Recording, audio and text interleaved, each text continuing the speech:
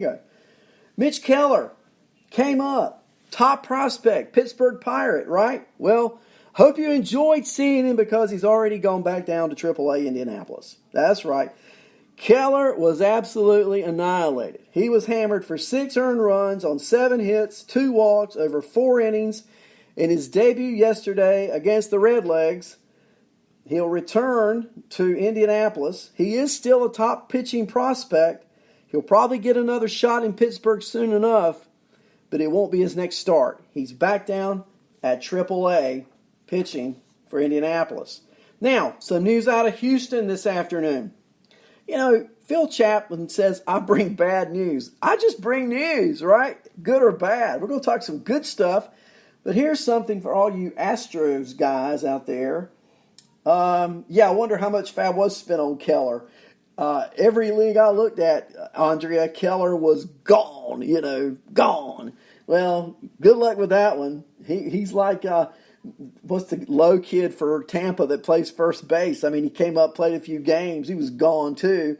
Got to watch these call-ups, some of them. I mean, now some of them are going to stick, and then some of them are going to get up here. So it's all chancy. You're looking upside. And that's the thing with Naylor for San Diego, okay? I grabbed him in the league. Sure did. Because he's got great upside. The question is, what are they going to do with him after the American League games are over? Who knows? I mean, really, who knows with the Padres? Did you ever think a week before the season started, Fernando Tatis Jr. would be their starting shortstop? No, you didn't. No, you hoped, maybe, but you didn't think you would. And they start him opening day. So the Padres are a wild card. You never know what they're going to do. And that's why I think Trevor Bauer, again, makes perfect sense for a Padre uniform. We'll see. We'll see. I agree. Never spend a lot of your fab on a rookie, especially a pitcher, right? You kind of had an idea when they called up Tatis Jr. he was going to stay, right? You kind of had an idea when Austin Riley came up he was going to stay, right? You just did. Did you really think Mitch Keller was going to be Cy Young for Pittsburgh? Houston Astro news. Jose Altuve pulled off of his minor league rehab assignment due to, quote, fatigue and soreness around his surgically repaired right knee. Oh no. Oh no. It doesn't look good for Altuve. He was on the verge of returning from a left hamstring strain, as you know. That's why he was on the IL.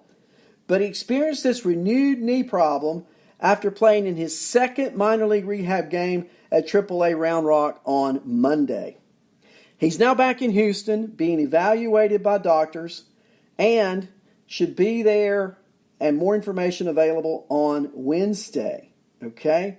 So if you remember, this is the same knee he had surgery on last October, shortly after the Astros were eliminated from the ALCS. Okay? George is with us in the chat room. Hello, George. And if you'd like to call, 919-922-9093. We'll talk a little bit. So Andrea's saying, what, George? Chappie's right. That's horrible news. It is horrible news. I don't know what's going to happen with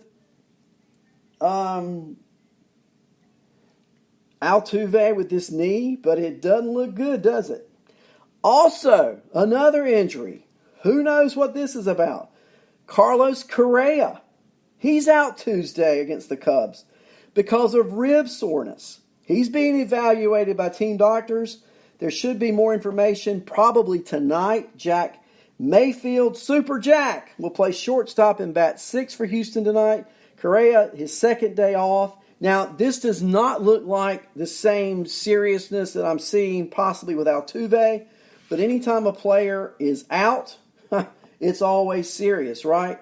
So we'll see what happens with that, but if you're a fan of the Astros, you've got to be concerned right now about, number one, your star second baseman being out, and also your star shortstop sitting tonight. So we'll see what goes on with these Astros, the players, get a report. And we're going to talk about one of their minor leaguers in just a few minutes. Right now I got a caller on the phone. I believe I got Kevin on the phone. Hey, buddy. Hey, buddy. How you doing tonight? Talking about Altuve and that knee. You know, he's been pulled off his minor league rehab assignment due to that sore knee, the same knee he had surgery on in the offseason. And so really concerned in Houston about how long now. He was out for that hamstring. Now he's out with that knee. Who knows how long Altuve is going to be out? And that's big news in Houston. Well, it sounds too familiar. It sounds a lot like the Dustin Pedroia injury. I don't think it's at that point, but you start to worry when you start having knee problems because you depend so much on those knees. And, you get a guy like Altuve, obviously we know he's the shortest player in the game. Of course, obviously also one of the best hitters. But you just wonder how much pressure he puts on his body day in and day out, and has it caught up to it? Hope not. Hope he gets back sooner than later, especially for all of us fantasy owners who have him on our teams. Yeah, I was thinking about that. I tell you why I got you on the phone, though, knowing that you and I are both adorers of the New York Yankees. Let's call this our Love Fest segment with the Yankees, if we can, for just a moment. And let's talk about a couple players. Did you hear today the news about Aaron Judge? Aaron Judge is swinging a bat, and he's hitting the ball off the tee. How about that? Well, really excited about face of the franchise, plays an incredible right field. He's a great base runner, and of course, we all know about the prodigious power that comes from his bat.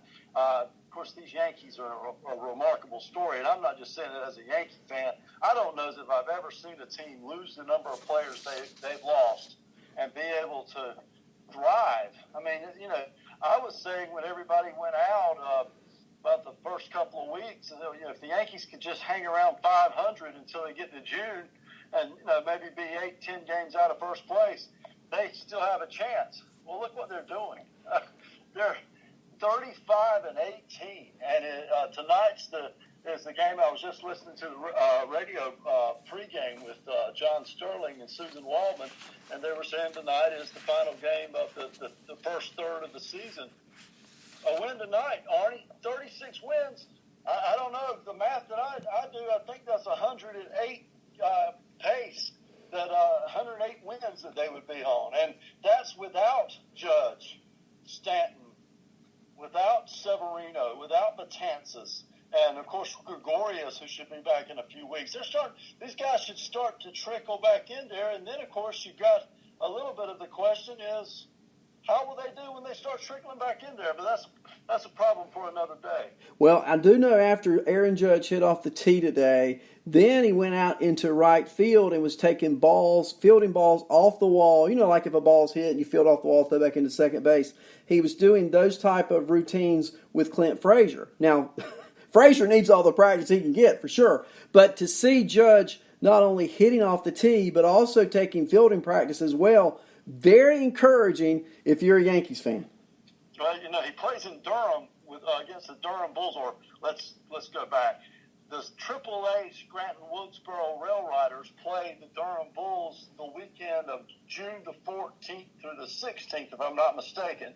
And, of course, Durham's about an hour and a half from our home, and kind of hoping Aaron Judge will be up playing with them at that time. Maybe we can see him up close. I'm wondering if he may be back in New York before then after what I've heard today, but we'll see. I got a question for you. And a little comparison contrast, if you will. Aaron Hicks, center fielder, just recently back, struggling at the current time, 179 average, only one homer, 6 RBIs. But you watched the games over the weekend. From a fantasy and reality perspective, give me some promising signs about Aaron Hicks. Well, I think to be fair to Aaron Hicks, he didn't have a spring training. He's going through his spring training right now. I think you'll see some of those numbers maybe uptick after a month, and in the next couple of weeks you'll start seeing him getting his timing down better. But the two things I think that Aaron Hicks brings to the Yankees, and maybe we'll add a third in there, but number one, he's a switch hitter. So, that's always he can hit because he has more power from the left side. But the things that he does, he plays a great center field. He has a very good arm, and he covers a lot of ground. But he's also has a tremendous eye at the plate. And even though he's not hit for a high average, he walks a lot, and he really makes the pitcher work, and it sets the tone for that Yankee lineup. Aaron Hicks is an invaluable member of the team. There's a reason they signed into that big contract like they did, Arnie. And tomorrow, tomorrow, it is tomorrow. It's been confirmed that James Paxton, Big Maple's coming back and pitching on Wednesday against the Friars at Yankee Stadium. He's been out for 3 weeks with that left knee inflammation. He has a 3.11 ERA prior to going on the IL. Paxton's critical for that Yankee staff. He's absolutely crucial for fantasy purposes for tomorrow's start. I think it ought to be noted, though, that he threw a 60-pitch simulation on Saturday or Sunday. And with that being said, he did not have a rehab assignment, so he probably will be on a pitch count. You're probably looking at a maximum 70 to 75 pitches. So don't expect James Paxton to go very long tomorrow. If he can go 4 or 5 innings, have good health, the Yankees will be ecstatic over that. Well, you know what's coming up this weekend? The greatest rivalry in all of baseball. The Bo Sox. And, it's really interesting.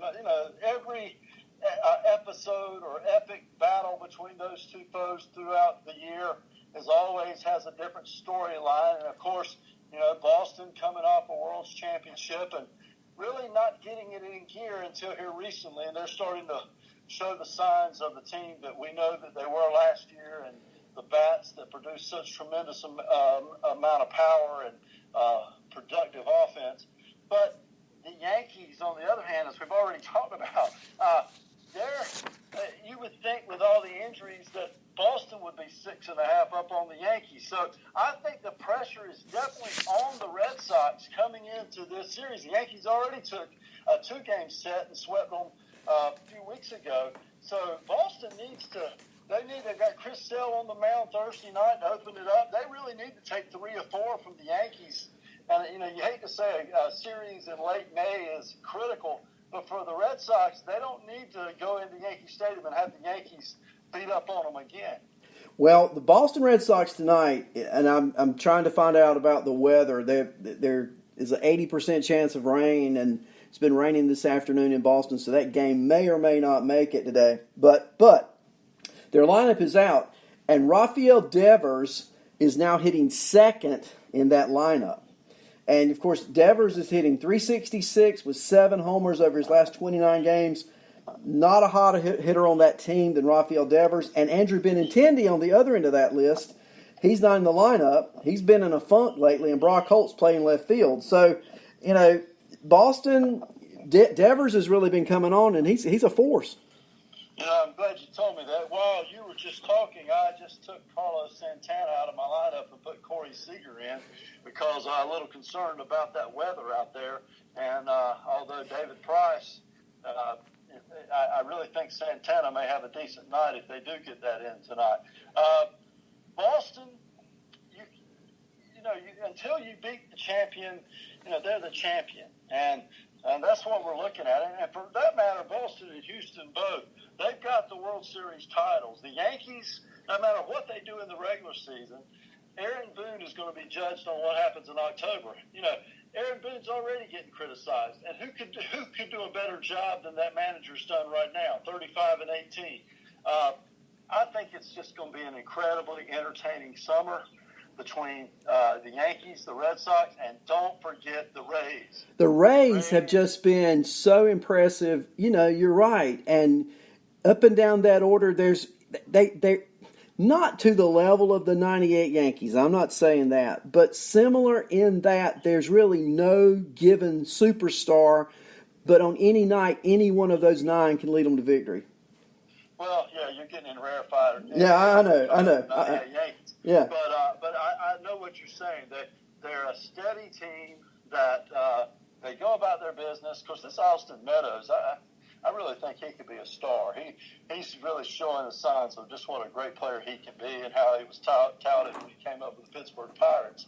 But the Rays are a solid team. And, of course, the rumors are out there that Craig Kimbrell may be coming to Tampa Bay after the draft on I believe it's Monday, June 3rd. And so that'll be interesting to see exactly what goes on there. And of course, Dallas Keuchel, the rumors are swirling about Tampa Bay as well as they're swirling about the New York Yankees and other teams. But it's going to be interesting. Those three teams, I think, will all make the playoffs, but the division winner will have a tremendous advantage